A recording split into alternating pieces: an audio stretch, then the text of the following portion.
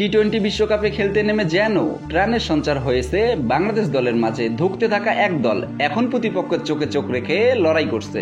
দারুণ পারফরম্যান্সে মুগ্ধ করেছে পুরো ক্রিকেট বিশ্বকে। বিশ্বকাপে নিজেদের প্রথম ম্যাচে শ্রীলঙ্কাকে 2 উইকেটে হারিয়ে শুভ সূচনা করেছিল বাংলাদেশ। দ্বিতীয় ম্যাচেও দক্ষিণ আফ্রিকাকেও প্রায় হারিয়ে দিয়েছিল, কিন্তু শেষ দিকে নানা হিসাবের মার প্যাচে হারতে হয়েছে 4 রানে। ম্যাচ হারলেও সমর্থকদের হৃদয় জয় করে নিয়েছে টাইগাররা।